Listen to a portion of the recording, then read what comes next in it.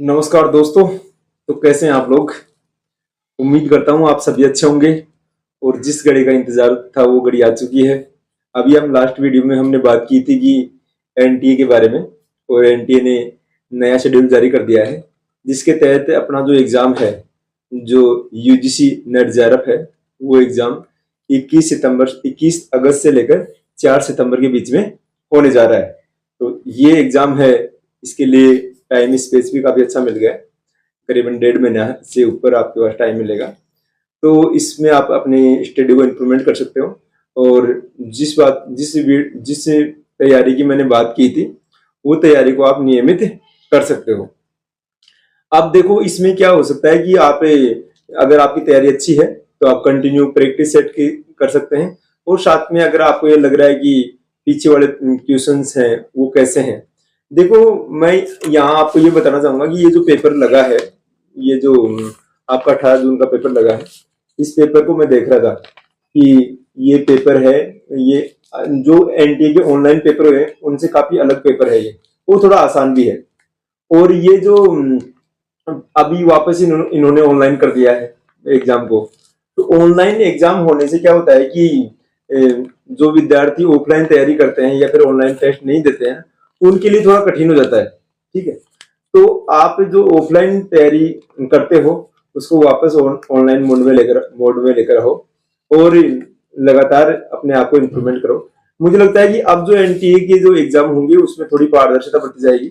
जिस प्रकार से एनटीए के ऊपर सवाल उठ रहे हैं नीट और नेट को लेकर, लास्ट वीडियो में हमने बात की थी। और अब मैं प्रयास करूंगा कि डेली इसके ये जो पेपर हुआ है इसके मैं 10 आंसर आपको 10 क्वेश्चन आपको डेली करवाऊं। देखो आंसर की तो लगभग संस्थाओं ने डाल भी दी है, और आंसर की डालना अलग बात है और एक एक क्वेश्चन को समझकर उसके आंसर को समझना अलग बात है।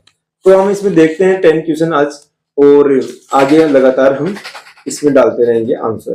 ठीक है, तो इसमें जो 50 तक जो क्वेश्चन है वो तो दे रखे हैं हमारे, कौन से वो क्वेश्चन दे रहे हैं जो फर्स्ट पेपर के हैं।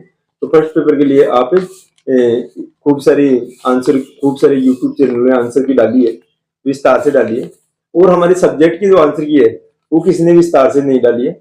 इसलिए मैं यहाँ एक एक क्वेश्चन आपको पढ़कर इसके बारे में हम साथ में स्क्रीन पर भी मैं आपके ये क्वेश्चन लगा दूंगा ताकि आपको और आसानी हो जाएगी। तो हम देखते हैं ये जो पेपर है इसकी सीरीज है एक्स सीरीज है, और ये एक्स सीरीज में 51 नंबर पर जो क्वेश्चन है वो क्वेश्चन मैं आपको यहाँ पढ़कर इसके आंसर और इसको थोड़ा एक्सप्लेन भी कर दूंगा ताकि आपको और आसानी हो जाए। ठीक है, ये जो क्वेश्चन है ये वित्त आयोग के बारे में है। वित्त आयोग के बारे में कौन से अनुच्छेद में बात की गई है? तो वित्त आयोग के बारे में तो आर्टिकल 280 में बात की गई है। और ये जो क्वेश्चन है ये हमारे मतलब एक ही फाइनेंस मिनिस्टर जो मिनिस्टर है वित्त मंत्रालय, उससे रिलेटेड ये क्वेश्चन है। भारतीय राज्य व्यवस्था के बारे में क्वेश्चन आया हुआ है।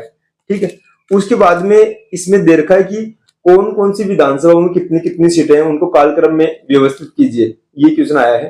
तो इसमें जो ये जो क्वेश्चन है इसका मैं आपको पूरी जितने भी विधानसभाएं हैं, अब की बार क्या हुआ कि टेबल के क्वेश्चन ज्यादा आए हैं। मतलब टेबल का मतलब विधानसभा के सदस्यों के बारे में, लोकसभा अध्यक्ष के बारे में या फिर चीफ जस्टिस के बारे में, इनके बारे में क्वेश्चन ज्यादा हैं।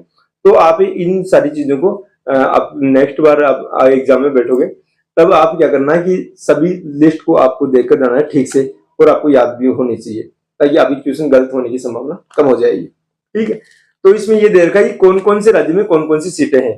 तो इसमें उत्तर प्रदेश दे रखा है, उत्तर प्रदेश में 403 सीट है।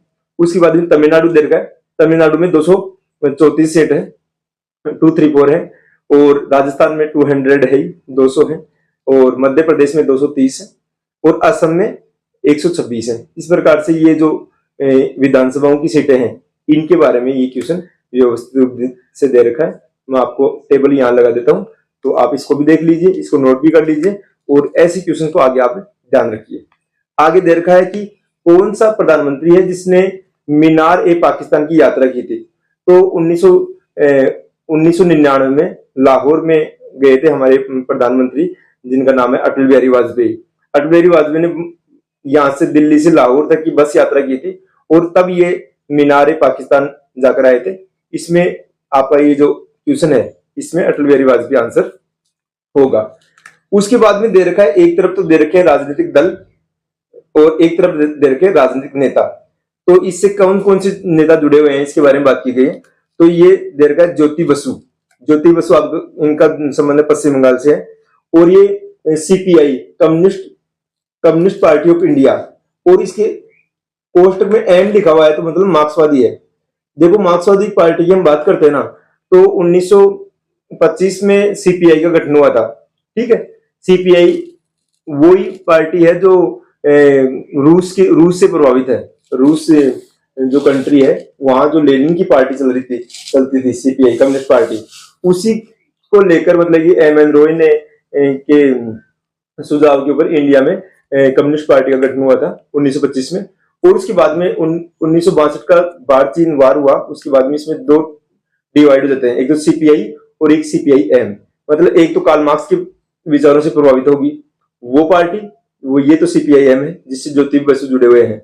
उसके बाद में दूसरी जो सीपीआई है जिस वो पार्टी अलग है। तो 1964 में इसका डिवाइडेशन हो गया था। और एक बार क्वेश्चन आया था कि सीपीआई पार्टी है इसका गठन, इसमें विभाजन कब हुआ, तो 1964 आंसर आएगा।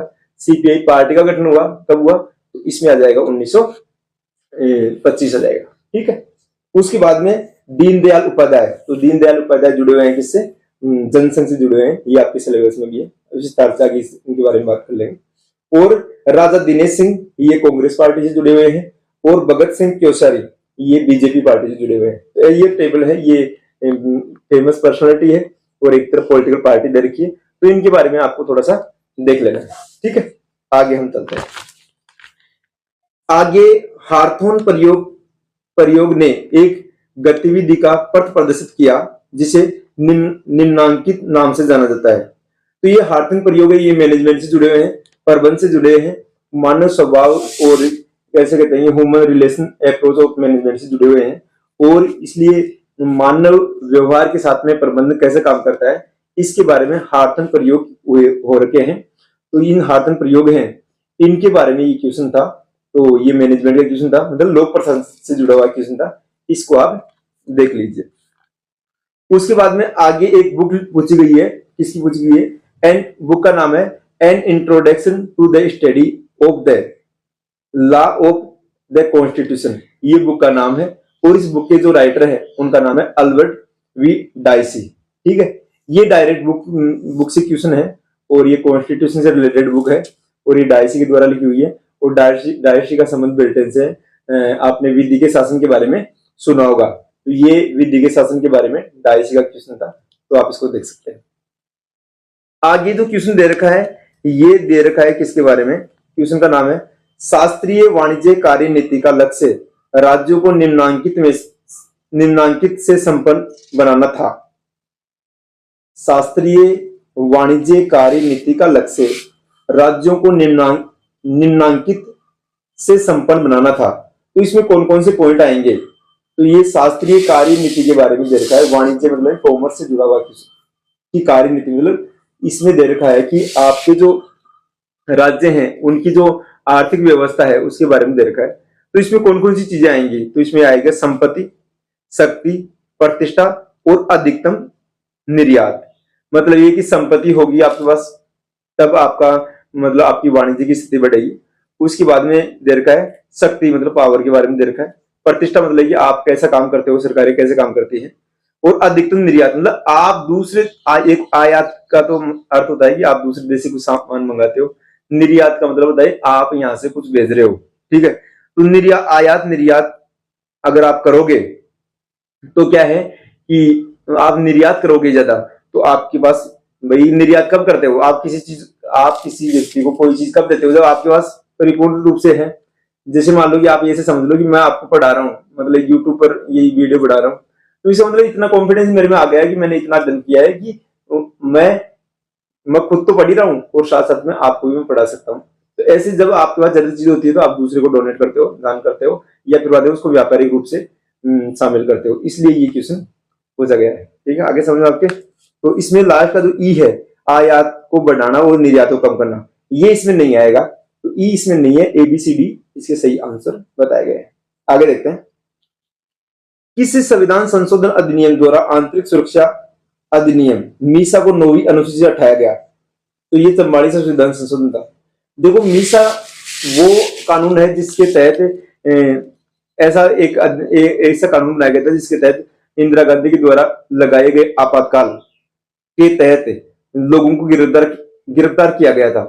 और उसके बाद में वो मीसा कानून, वो ऐसे कहते हैं काला कानून कहते हैं उसको, उसके बाद में उसको हटाया गया था 44वें संविधान संशोधन के द्वारा। ओके, आगे देखो, ये आगे फिर से एक बुक है, बुक का नाम है, उसका राइटर का बताना है, द ओरिजिन ऑफ टोटलिटेरिज्म।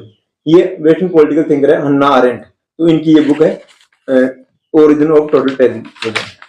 ठीक है, अब एक लास्ट क्वेश्चन और कर लेते हैं। 10 क्वेश्चन अपन करेंगे, डेली प्रयास करेंगे 10 क्वेश्चन करें ताकि आपकी ज्यादा भी नहीं हो और बड़ा वीडियो